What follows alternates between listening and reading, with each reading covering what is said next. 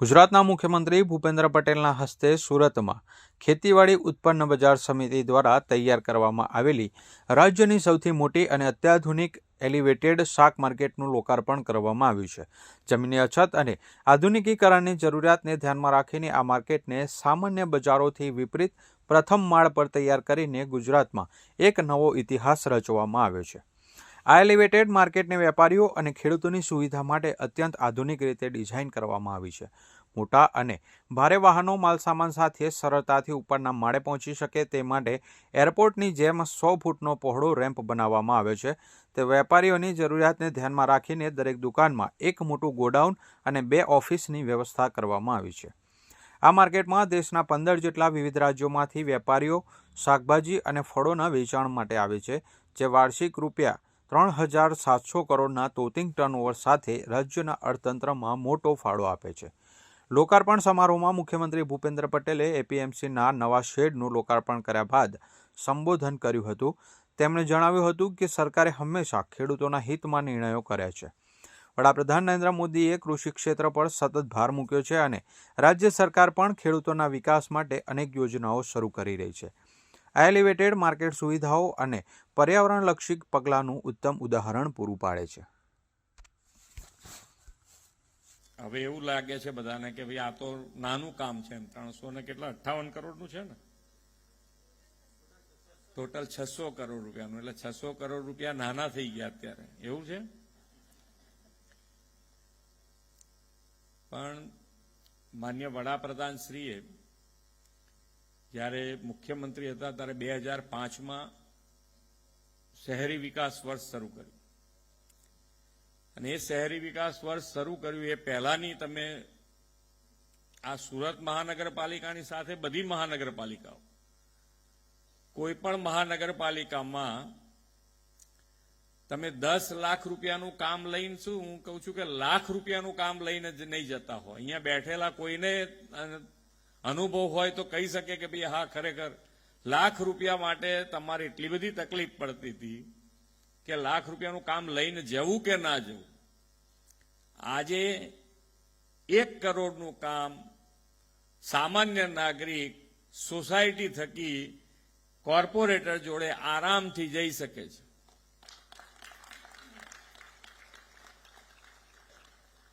આ વિઝનરી નેતૃત્વનું આપણને પોતાને આપણી સામે જોઈ શકાય કે આ વિઝનરી નેતૃત્વનો કેટલો મોટો લાભ આપણને બધાને મળી રહ્યો છે. વિકાસ અને વિકાસની રાજનીતિ, વિકાસ શબ્દ બોલવા માટેની તકલીફ હતી કે વિકાસ શબ્દ કેવી રીતે બોલવો, શું કર્યું વિકાસમાં. ઇલેક્શનો બધા આવતા તો ક્યારે શું વાતાવરણ સર્જાતું હતું એ આપણને બધાને ખબર છે.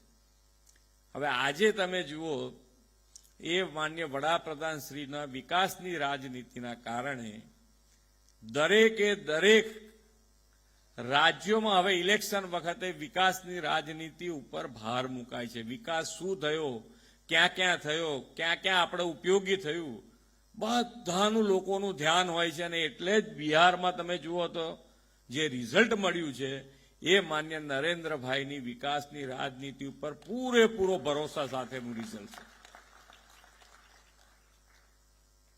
કે ભાઈ તમે માગો એ તો મળે જ, પણ તમારા માગ્યા વગર પણ જે ધ્યાન ઉપર આવે. આજે ધારો કે રિંગ રોડ અધૂરો હતો તો અમારા બધાના ધ્યાન ઉપર આવ્યું કે ભાઈ આ અધૂરો જે રિંગ રોડ છે એવું નહીં ચાલે, તો ભાઈ આનો ઉપયોગ જ નહીં થાય, એનો પૂરો કરવો પડે. તો એના માટે કે પૈસા વધારે જોઈએ, તો મેં કહ્યું કોર્પોરેશન પાસે ના હોય તો સરકાર પાસે તો છે, સરકાર તો આપશે જ.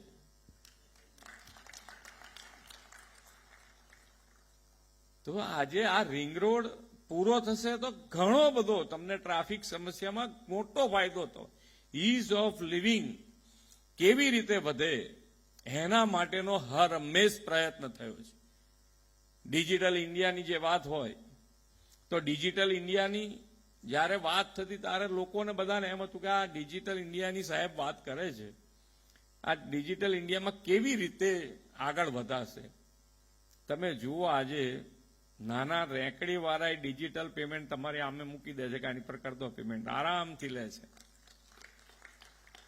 કોર્પોરેશને આજે ખૂબ ખૂબ અભિનંદન કે ભાઈ કોઈને પૈસા એકલો ટેક્સ જ લેવાના કે કોર્પોરેશનનું કોઈ પણ, હા એમ નહીતર કે આપણે ટેક્સ સિવાય બીજું નહીં પાછું એમ. કોર્પોરેશનમાં જે પણ તમારે પૈસા ભરવાના આવે એ ઘેર બેઠા તમે ભરી શકો એ રીતની વ્યવસ્થા, સુંદર વ્યવસ્થા ઊભી કરવા બદલ સુરત મહાનગરપાલિકાને ખૂબ અભિનંદન. એટલે માનનીય વડાપ્રધાન શ્રી જે પ્રમાણેનું ડેવલપમેન્ટ કર્યું છે, જે પ્રમાણે દેશને આગળ વધાર્યો છે, કે જે એમનું વિઝન કહીએ તો વિઝન તમે 2000 આપણે રણોત્સવની વાત બધા કરતા હોઈએ, રિવરફ્રન્ટની વાત અમારા ત્યાં અમદાવાદમાં રિવરફ્રન્ટ બન્યો છે. એ રિવરફ્રન્ટ ઉપર પણ ઘણા બધાએ જોયો હશે, અહીંયા આગળ પણ કંઈક આયોજન કર્યું છે તાપી ઉપર. પણ તમે અમદાવાદ રિવરફ્રન્ટ ઉપર પહેલા જ્યાં ગાડી એ કાંઠા ઉપર નદીમાં લોકો સર્કસ કરતા, એનું આજે વર્લ્ડ ક્લાસ ડેવલપમેન્ટ આપણી નજર સામે દેખાય છે. અને ત્યાં આગળ જે વસવાટ હતો, ઝૂંપડપટ્ટી જે હતી, એને સારામાં સારા બધી સુવિધા સાથેના ફ્લેટમાં એ લોકોને શિફ્ટ કર્યા છે. કે વિકાસની સાથે સાથે નાનામાં નાના માણસનું ધ્યાન રાખી અને વિકાસ કર્યો છે. એ માન્ય નરેન્દ્રભાઈનું ફ્યુચર વિઝન છે. હું રણોત્સવની વાત કરતો હતો 2006માં. આ સફેદ રણ તો કેટલાય વખતથી બનતું હશે કચ્છમાં, કે આજે થોડું બનવાનું હતું. પણ માન્ય નરેન્દ્રભાઈનું વિઝન કે ભાઈ આ તો આખું ટુરિઝમ સ્પોટ તરીકે વિકાસ થયો છે કચ્છનો. તો 2006માં એમણે કીધેલું, જ્યારે શરૂઆત એમણે કરી ત્યાં આગળ, તો કે અહીંયા દેશ અને દુનિયાથી લોકો અહીંયા આવશે. ને આજે જુઓ તમે કે બેસ્ટ ડેસ્ટિનેશન ફોર ટુરિઝમનો એવોર્ડ એ એને મળ્યો છે, ધોરડોને મળ્યો છે.